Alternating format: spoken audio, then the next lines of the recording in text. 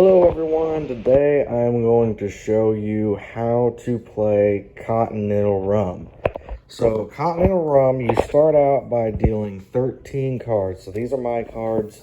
This is going to be, we'll say, player 1, and these are going to be, we'll say, player 2. So, dealt out 13 cards, and then the person who goes first is on the left of the dealer. So, also, when you deal, you have to turn up a card that you can either draw from here or you can draw from the pile. It's whatever the person who's playing, in this case player 1's turn, it's whatever their decision is. So let's go ahead and look to see what player 1 has. So player 1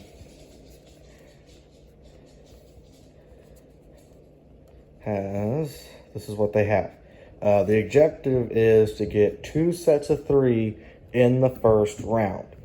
There is another thing called runs. I will explain that later. But first, we're going to do 2 sets of 3. So let's start putting some pairs together to see what all we can make. We got some 5s, we got some 10s, we got some 3s.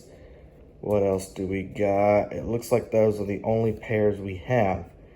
So, looking at that and what's in the pile, I noticed there is a 3 that was turned up. They have a pair of 3s, so we're going to make a single set of 3s. And I apologize if I'm very slow at this because I'm filming with one hand and I have to play with the other hand. So, we have 1 set of 3s, and then we can select out of these 2 pairs. Let's go with 10 because that's worth more points. And there we go, we have 2 sets of 3. Now, we discard. So, let's see. You typically want to go with the card that is worth more points because you want to go out. You want to get rid of the most points as possible.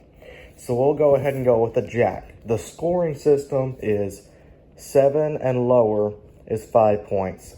8 and up is 10 points. Aces and jokers, or not, sorry, aces and 2s are 20 points. Jokers are 50, which I forgot to explain over here in this set. So you see I got a 2 here with the 10s. The reason why is because 2s are wild cards, same with jokers. And you can take that 2 or joker and fill it in case you don't have enough face cards. So we have 3 3s, but we only had 2 10s, so we could put a wild card in its place. Now, you have to have more face cards than you do wilds. So we're going to go ahead and discard. We're going to throw away this jack. So now we're going to look at what player 2 has.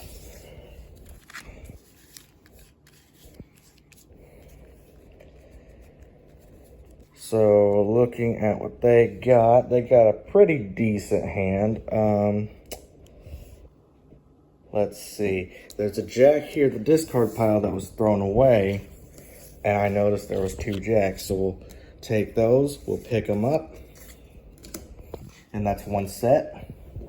Let's see what else we got. We got 2 aces. And I don't see any other pairs, which even if there was another pair, I'd probably still go with the aces because remember, aces are worth 20 points apiece. That's a lot of points. And if you notice, we got 3 wild cards, 2 jokers and 1 2. Jokers are worth 50 points, so I would recommend playing the joker to get rid of as many points as possible. Whoops, sorry. So, now, because this person over here is down, move their hand out of the way. Because this person over here is down, that's what it's called when you have your 2 sets of 3, in this single round anyways. But they're down. They have all the criteria, we'll call it that. This person can now play on them. They cannot play on themselves because it was their first turn. They have to wait till it comes back around a second time before they can play on themselves. So we got wild cards here. Wild cards can be played anywhere, so we'll put them on the 3s. We'll actually make sure that we put a 3 on top, just so that way we know those are 3s. So the wild cards are going to play there, just because they can play anywhere. We also got 2 10s, so the 10s will play here on their 10s. Just getting rid of as many 10s, 3s, or wild cards as possible. And that is all the plays that player 2 has. So we're going to throw away this 9, because that is worth the most points. Now it's going to come over to my turn, player 3, the last one, because I dealt. The person who dealt, they should be the ones going last. I got cards stuck here. Okay, so now I can pick this up or I can draw.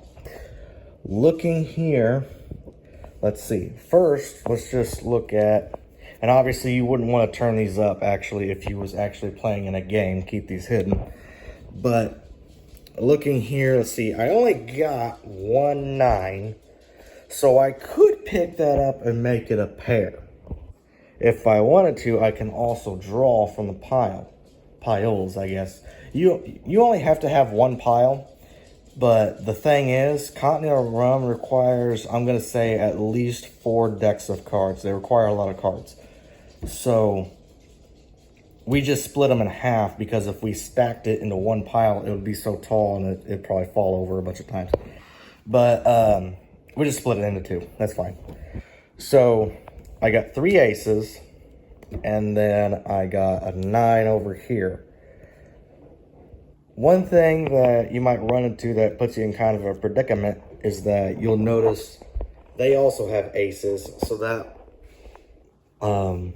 leaves you with less options to play if you put those down.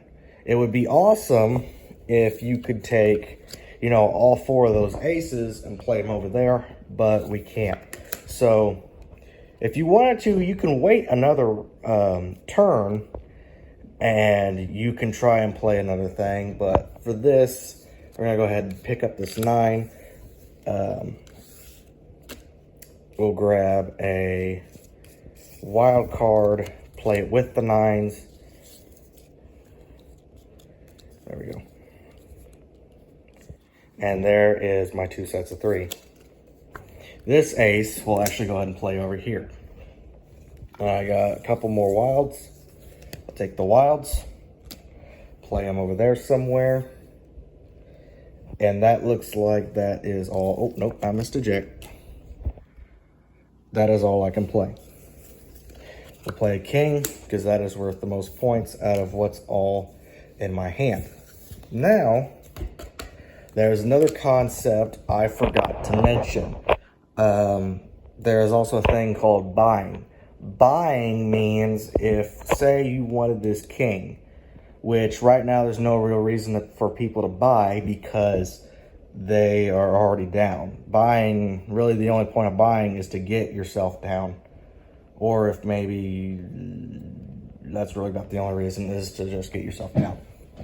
But say player 2 could pick it up because it's their turn. Player 3 would have to buy if they wanted it. And you're limited to 3 buys until you get to a certain round. I will post all the rounds at the end of the video. But for like the first 7 rounds or something like that, 7, 8, 9 rounds, however many there is, you're limited to 3. Eventually, as it gets harder, you go up to 4. So the first buy, your first buy, you take this card, okay, say they wanted that, and you have to, I was going to say it has to be your turn, no it doesn't. Let's say, for the sake of the example, player 3 is buying my card. So they took that king that I discarded, they're going to take another card off the top. Oh, and that's another king. So they would take those 2 cards. To keep track of how many buys you have in case you forget, count your cards. You're dealt 13. And then eventually you're going to have, so say you buy buy once. You got 2 additional cards. You haven't discarded yet. When it comes back to your turn, you'll still draw again and then discard. So you'll stay at 15. And then if you buy a second time, you'll have 17. You buy a third time, you'll have 19. And then later on in the game, when you get to the harder rounds and you're allowed to buy 4 times, you can get up to 21 cards. Occasionally, it'll happen to where, you know, people will be playing a game and they get so into the game that they forget how many buys they had and they actually overbuy. Now, in a family game, we just kind of say like, oh, well, it happens. So we just kind of let it slide, but do your best not to go over your buys. Let me think. Oh, another thing, very important thing, runs. So the next one is actually a set of 3, run of 4. For the sake of time, I'm not going to finish out this round just because it would go until somebody goes out just by playing all the cards. So let me get a second just to try and make a run real quick. Okay, I have 2 examples of runs. So these are both runs of 4. This is an example of a clean version. So basically all it is counting 4, 5, 6, 7. That's a run of 4 cards. They have to be the same suit. Unlike sets, so like these jacks over here, for example, they're not all the same suit. 2 spades and a club. In sets, it doesn't matter. Runs, it does matter. It has to be the same suit. Also, just like with the sets, you can use wild cards. So you can use a joker or a 2. Either one works. You are allowed to use up to about half as many face cards as wilds. So, and it doesn't matter where you put the wilds. If you want to put them on top, if you want to put them on the bottom, if you want to mix it up and put one in the middle, which the goal is to play as many face cards as you can, so that way you got as many wilds as you want to play somewhere else.